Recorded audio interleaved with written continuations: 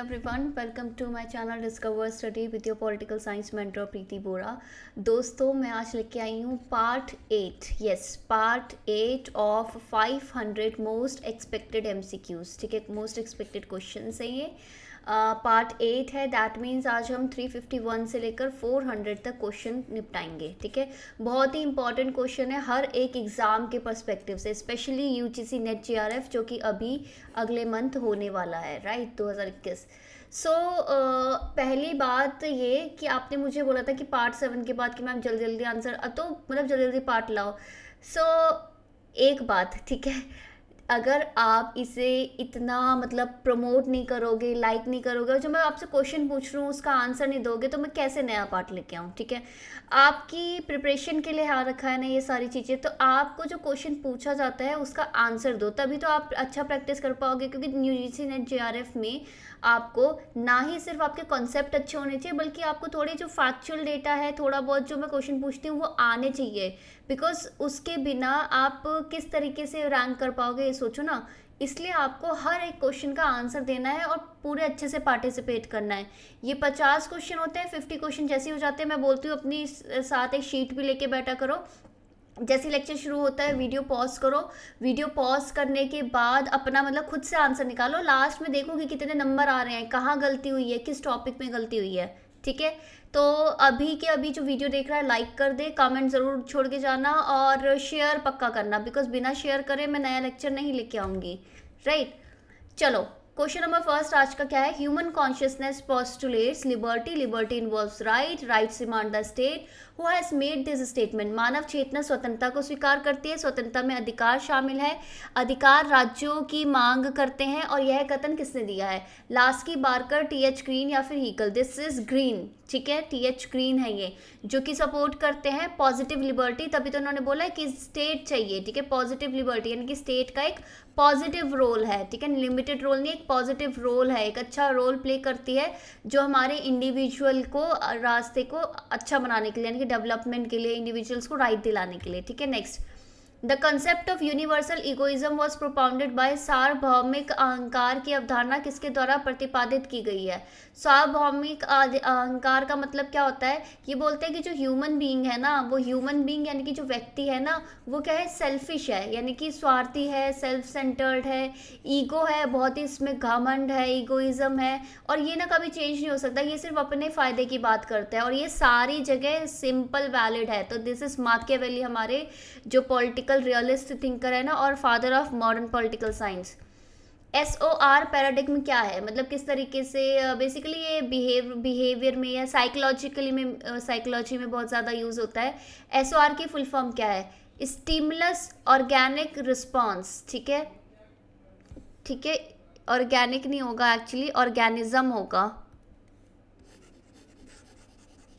ठीक है, this is stimulus का मतलब क्या होता है कि कुछ आप स्टेटमेंट बोलोगे, यानी कि कुछ आपके चीज़ें होंगी, कुछ इवेंट होंगे, कुछ कॉज होगा, ठीक है, कुछ कारण होगा, ठीक है, कुछ कारण होगा, कुछ आपकी चीज़ें होंगी, उसके हिसाब से ऑर्गेनिज्म यानी कि जो व्यक्ति है, ठीक है, जो व्यक्ति है या फिर आप बोल दो इंडिविजुअल है, वो क्या करेगा, वो कुछ रिस्पॉन्स करेगा, यानी कि कुछ आंसर देगा, उसका कुछ इफेक्ट होगा, उसका कुछ प्रभाव होगा, राइट, ये इसको बोलते हैं आप stimulus organism response. Next, cognitive, effective and evaluative orientation, ये किसके कंपोनेंट है। कॉग्निटिव होता है कि जो आप नॉलेज, ठीक है, नॉलेज आपने देखी, ठीक है, इफेक्टिव यानी कि जिस पे आपका इफेक्ट पड़ा, यानी कि आपका प्रभाव पड़ा, ठीक है, और आपका इवैल्यूएशन मतलब आपने उससे कुछ डिसीजन लिया, यानी कि जज किया या फिर डिसीजन लिया या निर्णय लिया, राइट। ये तीनों किसके कंपोनेंट है, ये है आपके पॉलिटिकल कल्चर के कंपोनेंट।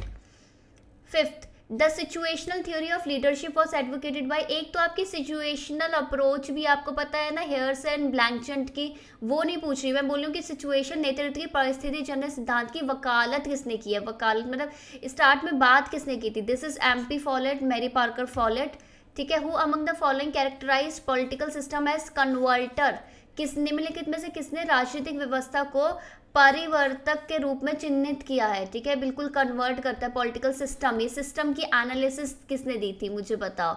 दिस इज आपके David Easton, right. Next, the first inquiry is the name of the study. First inquiry कौन सी, द फर्स्ट स्टडी एक अध्ययन का नाम है, ठीक है, कौन से अध्ययन का नाम था?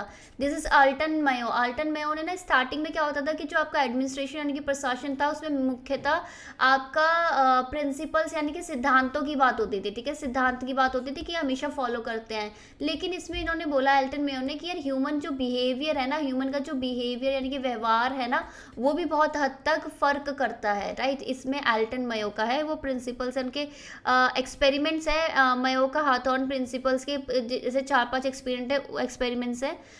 उन एक्सपेरिमेंट्स का जरा मुझे नाम लिख के बताओगे आप कमेंट सेक्शन में। Next, who outlined a 6-point plan of new socialism, ठीक है, नए समाजवाद के लिए 6 सूत्री योजना की रूपरेखा किसने दी है? Right, this is Ram Manohar Lohia, right. अब मुझे बताना कि न्यू सोशलिज्म का मतलब क्या है, what is the meaning of new socialism, कि इसका मतलब क्या है, मुझे कमेंट करके बताओ, ठीक है। और मेरे पास कमेंट आने चाहिए, मुझे आपके आंसर आने चाहिए, क्योंकि जब तक पार्टिसिपेशन नहीं होगा तब तक नेक्स्ट वीडियो नहीं आएगी। अगर मतलब प्रमोट करो, आप लाइक करो, शेयर करो, इसमें व्यूज़ आएंगे तभी नेक्स्ट पार्ट आएगा। और हाँ, जो मेरा टेलीग्राम चैनल है ना उसको ज्वाइन कर लो, क्योंकि वहाँ पे सारी PDFs हैं, right. The doctrine of prospective over ruling, ठीक है, was adopted by the supreme court in India in the case of, मामले में भारत के सर्वोच्च न्यायालय द्वारा संभावित अधिनिर्णय, यानी कि संभावित यानी प्रोस्पेक्टिव रूलिंग क्या होता था? पहले होता था ना, एक लैंड का केस बताती हूँ, ठीक है। लैंड आपको पता है राइट टू प्रॉपर्टी आपका एक फंडामेंटल राइट्स था पहले। फिर हमने फर्स्ट अमेंडमेंट करके आपको उसको 9वीं अनुसूची यानी कि 9th शेड्यूल में डाल दिया, यानी कि उसमें हम कुछ भी एक्सेप्शंस डाल सकते हैं, उसमें कोई दिक्कत नहीं। अगर फंडामेंटल राइट भी ब्रीच हुआ कोई दिक्कत नहीं। और धीरे धीरे हमने करके 42nd अमेंडमेंट करके हमने उसको 300A के अंदर एक सिंपल कॉन्स्टिट्यूशनल लीगल राइट्स बना दिया रादर देन एक फंडामेंटल राइट, ठीक है, फंडामेंटल। तो अब इसमें क्या बोलते हैं ना कि पहले क्या होता था कि अगर तुमने कोई डिसीजन लिया है, पहले का डिसीजन चेंज किया है ना, तो जो भी पुराने हमने पहले वाले डिसीजन के हिसाब से जो चेंजेस किए होंगे ना वो वापस करने पड़ते हैं। लेकिन अब एक बार बताओ, इतनी ज़्यादा लैंड का दान प्रदान हो गया तो वो तो पॉसिबल नहीं था। इसलिए जो हमारा Golaknath versus state of Punjab वाला केस था, कब का था? 1965 का था क्या? कंफर्म करो मुझे कमेंट सेक्शन में। उसमें बोला कि अब क्या करेंगे, अब जो न्यू रूलिंग आई है ना, जब ये नई रूलिंग आई है उसके बाद से चेंजेस करेंगे, पहले वाला ऐसे ही रहने दो, क्योंकि पॉसिबल नहीं है। A joint public service commission can be created by, संयुक्त लोक सेवा आयोग किसके द्वारा बनाया जा सकता है, मुझे बताइए। प्रेसिडेंट के ऑर्डर के द्वारा। ये कब होता है, ठीक है, joint public service commission. Joint public service commission तब आती है जब स्टेट का जो लेजिस्लेचर है ना वो क्या करता है, एक रेजोल्यूशन पास करता है कि यार हम सारे स्टेट का ना इकट्ठे बना दो, राइट। अच्छा, इस पे आप कंफ्यूज होते हो कि रेजोल्यूशन ऑफ राज्यसभा के ऑल इंडिया जुडिशियल जो है, ठीक है, सर्विसेज, उसकी बात करते हैं, राइट, 312 आर्टिकल में, ठीक है। नेक्स्ट, अच्छा, ये UPSC, SPSC, JPSC ये 315 से 323 तक के हैं, ठीक है, आर्टिकल नंबर याद रखना। The structural adjustment programme encourages state spending and budget deficit to spur growth, ठीक है, असर्शन रीजनिंग है। संरचना समायोजन कार्यक्रम राज्य के खर्च और बजट घाटे को विकास को बढ़ावा देने के लिए प्रोत्साहित करते हैं, right. The IMF wants to ensure that money lent to a country is not spent for politically popular purposes but it is spent for the purpose without economically profitable motives, ठीक है। IMF ये सुनिश्चित करना चाहता है कि किसी देश को उधार दिया गया जो धन है वो राजनीतिक रूप में लोकप्रिय उद्देश्य के लिए खर्च नहीं हो रहा है, बल्कि इनके आर्थिक रूप से लाभदायक उद्देश्यों के बिना लाभ उद्देश्यों के खर्च हो रहा है। यानी कि मतलब क्या है कि आपका पॉलिटिकल, ये बोल रहे हैं ना कि पहले जो है ना बजट डेफिसिट एनकरेजेस कि स्टेट स्पेंड करो, ग्रोथ पर्पस के लिए स्पेंड करो। क्यों? क्योंकि आप पॉलिटिकल के लिए ना करो, इसलिए बोला जाता है ये। तो ये करेक्ट स्टेटमेंट है उसकी और रीजनिंग भी करेक्ट है। Which of the following approaches is set to be value laden, ठीक है, निम्नलिखित में से किस दृष्टिकोण को मूल्यवान कहा गया है? वैल्यू से रिलेटेड, ये ट्रेडिशनल पारंपरिक, राइट। नेक्स्ट है आपका, एक तरफ आपके कॉन्स्टिट्यूशन के पार्ट्स है और दूसरी तरफ बता रखा है कि इसमें क्या क्या चीज़ें हैं। पार्ट 8, पार्ट 10, पार्ट 14, पार्ट 17, ठीक है। ऑफिशियल लैंग्वेज आपकी, ठीक है, आपकी services under union and state, union under state के नीचे अंदर की सर्विस, शेड्यूल और ट्राइबल एरियाज और यूनियन टेरिटरी। सो बेसिकली सबसे पहले आता है आपका यूटीज, यूनियन टेरिटरीज, देन आता है आपका scheduled and tribal areas 4-3, then आता है आपका services under union and state, and then आता है आपका ऑफिशियल लैंग्वेज, राइट। सो ये चीज़ें याद रखना, this should be your right answer. Next, ideological state apparatus, representative state apparatus and economical state apparatus are associated with, ठीक है। वैचारिक राजतंत्र, राइट। दमनकारी राजतंत्र और आर्थिक राजतंत्र, ये तीन किससे संबंधित है? यह है पॉलोमनास, ठीक है, इसकी स्पेलिंग गलत है, याद रखना। Next, primary goods are to be distributed by the state equally unless an unequal distribution would be everyone's advantage, whose view is that? प्राथमिक वस्तुओं को राज्य द्वारा समान रूप से वितरित किया जाना है जब तक कि असमान वितरण सभी के लाभ के लिए ना हो, ठीक है। ये किसका विचार है? ऑब्वियसली प्राइमरी गुड्स, ये सब कौन बात करता है? दिस इज जॉन रॉल्स, ठीक है। जॉन रॉल्स का आपको पता ही है, एक पॉपुलर बुक, उस बुक का मुझे नाम विथ ईयर मुझे लिख के बताओ, राइट।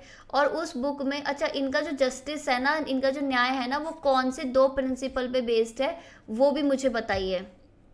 अच्छा, formal end of cold war took place at, शीत युद्ध का औपचारिक अंत कब हुआ था? सो ये हुआ था लंदन समिट ऑफ नाटो 1990 में, राइट। इससे एक साल पहले आपको पता है वेस्ट और ईस्ट जर्मनी एक हो गए थे, राइट। जिसको भी लग रहा है ना कि मैम बहुत जल्दी जल्दी आंसर बता रही है, हमें देखने का मौका नहीं मिल रहा, तो जैसे ही क्वेश्चन आता है उसको पॉज करो, खुद से आंसर दो, फिर प्ले करो, right. Next, the committee not associated with electoral reforms in India, समिति भारत में चुनावी सुधारों से जुड़ी हुई नहीं है। इनमें से चुनावी सुधार से जुड़ी हुई कौन सी नहीं है? दिनेश गोस्वामी है, तारकुंडे है, आपकी इंद्रजीत गुप्ता है, एनएन वोरा कमेटी नहीं है। तो मुझे बताओ एनएन वोरा कमेटी किस चीज़ से संबंधित है, ये आप बताइए। Next, the theory of prismatic society is based on, prismatic समाज का सिद्धांत किस पर आधारित है? ठीक है, ये मुझे बताओ। Historical study of public administration in different society, विभिन्न समाजों में लोक प्रशासन का ऐतिहासिक अध्ययन करने के लिए। Study of public services in developed and developing society, विकसित और विकासशील देशों में सार्वजनिक सेवाओं का अध्ययन करने के लिए। Institutional comparison of public administration in developed countries, विकसित देशों में लोक प्रशासन की संस्थागत तुलना। ठीक है, आपका प्रिज्मेटिक है। प्रिज्मेटिक क्या होता है कि जो आपका पता है ना, फ्यूज्ड, प्रिज्मेटिक और डिफ्रैक्टेड। सो ऑब्वियसली बात इतना है कि डिफ्रैक्टेड होता है डेवलप्ड, ठीक है, जो बहुत ज़्यादा डेवलप्ड है, तो डेवलप्ड वाला तो इधर आएगा नहीं, ठीक है। Structural functional analysis of the public administration in developing countries, विकासशील देशों में लोक प्रशासन का संरचनात्मक कार्यात्मक विश्लेषण। फ्यूज्ड क्या होता है कि बहुत ही अंडर डेवलप्ड, ठीक है, अंडर डेवलप्ड। और ये जो प्रिज्मेटिक होता है, ये होता है आपका डेवलपिंग। सो ऑब्वियसली बात है, डेवलपिंग में आपका किस तरीके से संरचनात्मक और कार्यात्मक विश्लेषण हो रहा है वो। Next, who declare that if our civilisation fails it will be mainly because of a breakdown of administration, किसने घोषित किया था कि यदि हमारी सभ्यता विफल हो जाती है तो यह मुख्य रूप से प्रशासन के टूटने का कारण होगी। दिस इज आपका डॉनन, ठीक है। Next, among the theories of the origin of the state, political consciousness is a factor of, राज्य की उत्पत्ति के सिद्धांत में राजनीतिक चेतना एक कारक किस चीज का है? इवोल्यूशनरी थ्योरी, ठीक है, विकासवादी सिद्धांत का है। Next, the president of Chinese Republic is elected by the, चीनी गणराज्य के राष्ट्रपति किसके द्वारा चुने जाते हैं? सो मैं बता देती हूँ आपको, नेशनल पीपल्स कांग्रेस द्वारा चुने जाते हैं। Next, in Canada residuary powers have been given to, Canada में अवशिष्ट शक्तियाँ किसको दी गई है? रेसिडुअरी पावर कौन सी होती है? जो आपकी ना तो यूनियन वाली लिस्ट में आती है, ना स्टेट वाली लिस्ट में आती है, ना जो दोनों को मिला के कंकरेंट लिस्ट में आती है। इसके अलावा भी कुछ बची हुई चीज़ें होती है ना, वो कौन सी आती है? वो रेसिडुअरी। रेसिडुअरी मतलब होता है बची हुई चीज़ें। सो ये आपकी सेंटर को दी जाती है, और इंडिया ने भी यही सिस्टम कैनेडा से अपनाया है। विच one of the following statements is correct, ठीक है, निम्नलिखित में से कौन सा कथन सही है? An unwritten constitution differs from a written constitution in so far as it is not adopted by a formal constitutional body. एक अलिखित संविधान एक लिखित संविधान से भिन्न होता है। क्यों? क्योंकि वो औपचारिक संवैधानिक निकाय द्वारा नहीं अपनाया गया होता है, ठीक है। दूसरा है, unwritten constitution differs from a written constitution in so far as it is very brief, ठीक है। और एक अलिखित संविधान एक लिखित संविधान से अलग है जहाँ तक वह बहुत संक्षिप्त है, यानी कि छोटा होता है। इसलिए An unwritten constitution differs from an written constitution is so far as it is adopted after obtaining sanctions of the people. एक अलिखित संविधान लिखित संविधान से इस हद तक भिन्न होता है कि जब तक इसे लोगों की स्वीकृति प्राप्त करने के बाद अपनाया जाता है। Next, An unwritten constitution differs from a written constitution in so far as it is wholly unwritten, ठीक है। एक अलिखित संविधान लिखित संविधान से उस हद तक भिन्न होता है जब तक कि वह पूरी तरह से अलिखित होता है।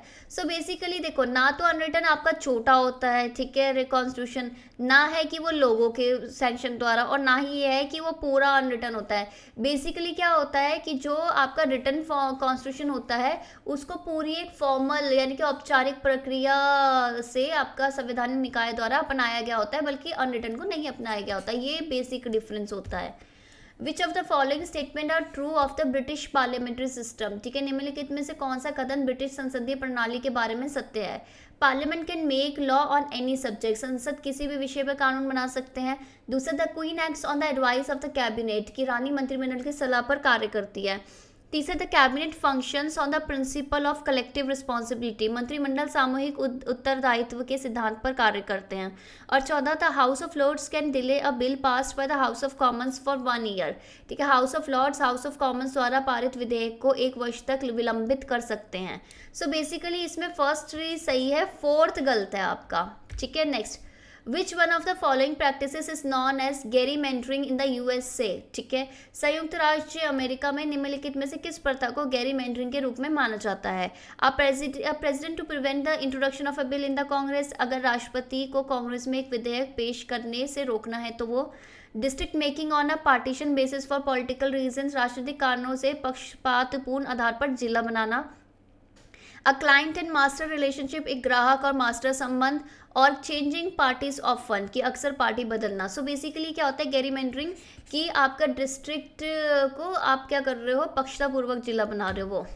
Next, the president of India is the constitutional head of the state, Bharat का राष्ट्रपति राज्य का संवैधानिक प्रमुख होता है।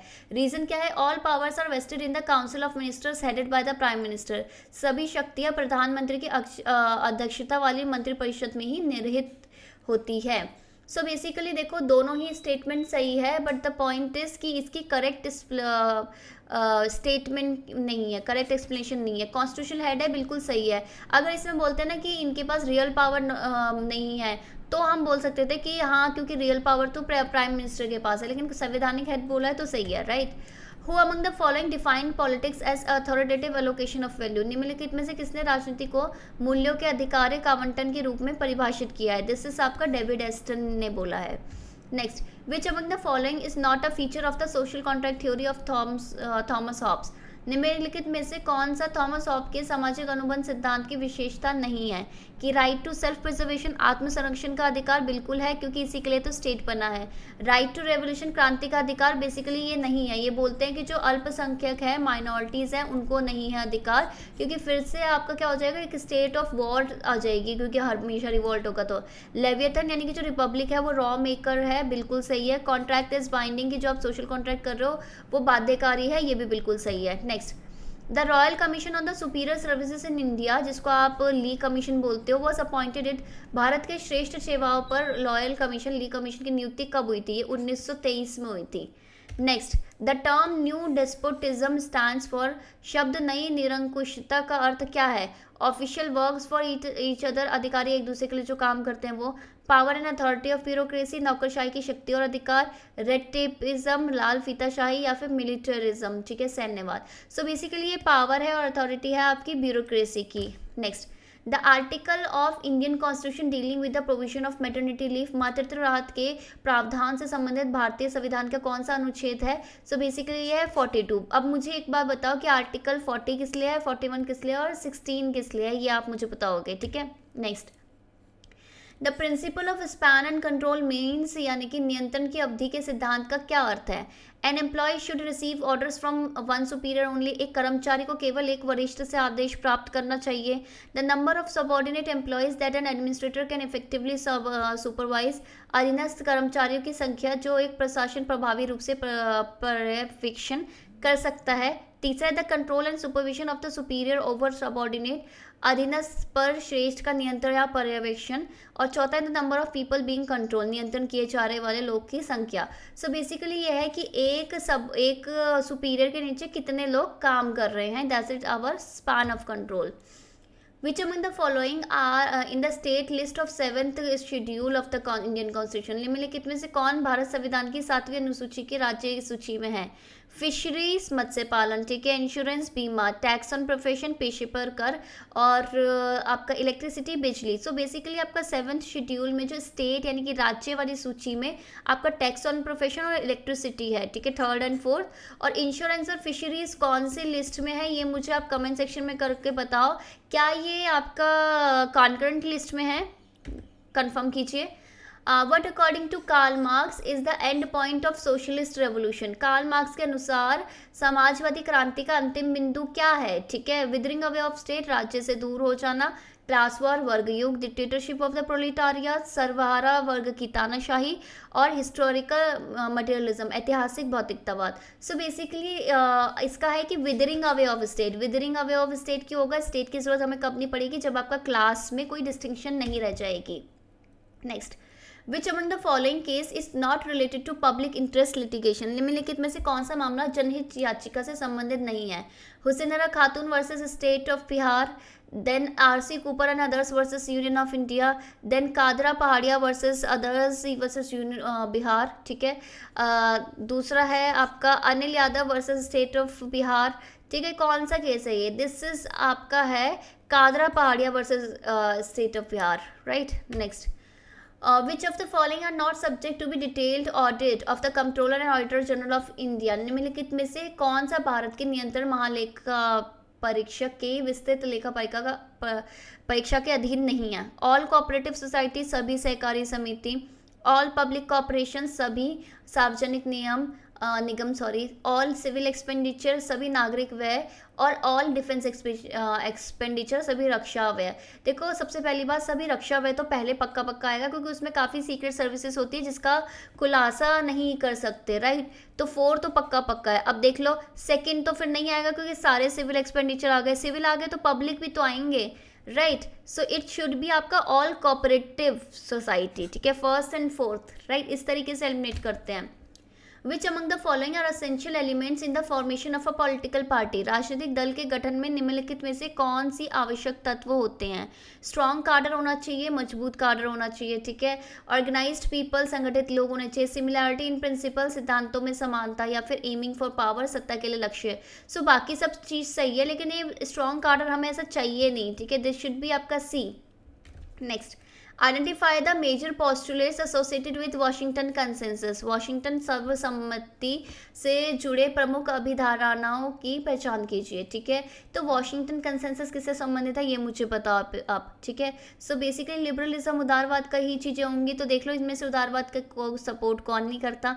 Market fundamentalism. ठीक है, मार्केट कट्टरवाद. ठीक है, प्रोटेक्शनिज्म, संरक्षणवाद. ठीक है, तीसरा है टैक्स रिफॉर्म्स, कर सुधार, और डीरेगुलेशन, विनियमन.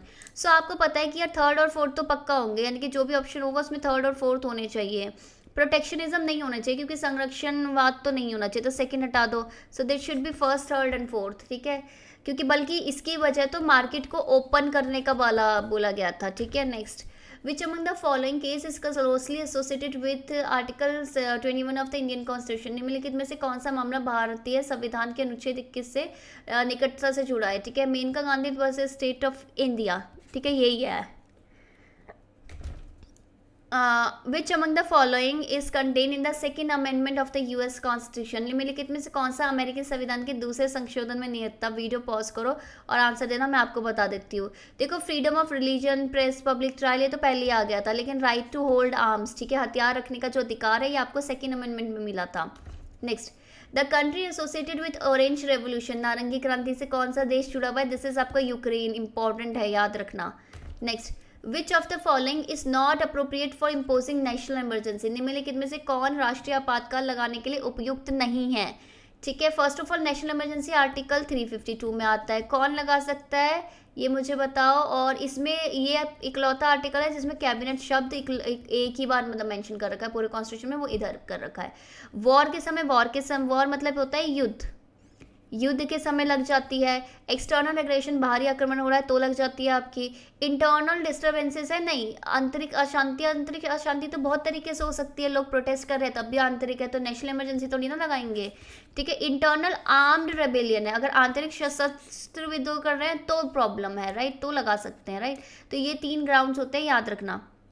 Next, who criticized Gandhian concept of villages and declared that they are a cesspool of cruelty, caste prejudice and communalism? गांवों की गांधी अवधारणा की आलोचना करके किसने की और घोषणा की थी कि वे क्रूरता, जातिगत पूर्वाग्रह और सांप्रदायिकता के सेसफुल मतलब उसको बढ़ावा देते हैं. So obviously this is Ambedkar. Right. Next, which according to Kropotkin are the hindrances to progress of human society? क्रपोटकिन के अनुसार मानव समाज की प्रगति में कौन से बाधक है? स्टेट, फैमिली एंड इंडिविजुअल, ठीक है। क्या क्या ये है? स्टेट आपका राज्य, परिवार, व्यक्ति। State, private property and religion, राज्य, निजी संपत्ति और धर्म। प्राइवेट प्रॉपर्टी एंड स्टेट, निजी संपत्ति और राज्य। और private property and state and institutions, निजी संपत्ति और राज्य और संस्थान। So basically this is state, private property और रिलीजन, ठीक है। Next, the information energy model of comparative public administration is associated with, तुलनात्मक लोक प्रशासन का सूचना ऊर्जा मंडल संबंधित किससे है? मुझे बताओ। ये है आपका जॉन टी डॉर्सी, ठीक है। मैंने डॉर्सी के आपको इस तरीके से याद कराया था कि इन्फॉर्मेशन है ना, कुछ खबर है ना, ऐसे डोर दरवाजे पे दस्ता ऐसे खड़खड़ा के आपको कुछ खबर सुना के जाएंगे, इस तरीके से आप याद कर लो। नेक्स्ट, असर्शन रीजनिंग है, for the formation of identity in identity politics the existence of difference is a sine qua non, ठीक है। पहचान की राजनीति में पहचान बनाने के लिए मतभेदों का अस्तित्व अनिवार्य है, राइट। मतभेद होंगे तभी तो पहचान बनेगी। Cultural differences are tolerated and promoted in a liberal multicultural society, उदार बहुसंस्कृतिक समाज में सांस्कृतिक मतभेदों को सहन और बढ़ावा दिया जाता है, ठीक है। दोनों से ही है, बट करेक्ट एक्सप्लेनेशन नहीं है, दोनों अपोजिट स्टेटमेंट ही है।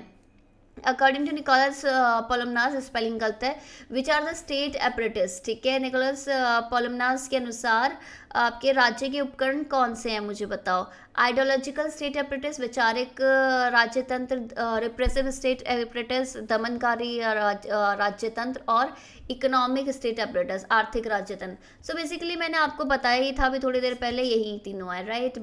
पढ़ लेना बाकी भी। अच्छा, ये मिशेल्स, ठीक है, ये इसकी भी स्पेलिंग गलत है। Robert Mitchell, Karl Deutsch, David Easton, David एप्टर।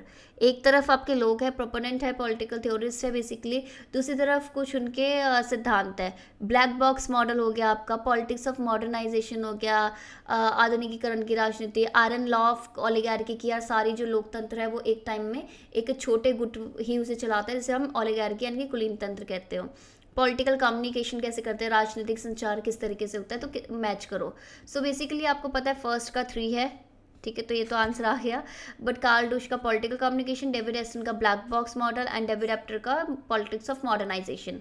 Next, Camp David accord 1978 is related to, so obvious सी बात है कैंप डेविड अकॉर्ड आपका इजराइल पैलेस्टीन का है, पैलेस्टीन से संबंधित है, यूके ने ब्रोकर करवाया था। सो पीस इन वेस्ट एशिया, ठीक है, पश्चिम एशिया में शांति का प्रतीक है, राइट। 78 में याद रखना। विच among the following is not a qualification for the vice president of India, ठीक है। वाइस प्रेसिडेंट ऑफ इंडिया आपको पता है राज्यसभा के चेयरमैन भी होते हैं, राइट। निम्नलिखित में से कौन से भारत के उपराष्ट्रपति के लिए योग्यता नहीं है? और मुझे बताओ अभी हमारे वाइस प्रेसिडेंट कौन है और कौन से नंबर के हैं, ठीक है।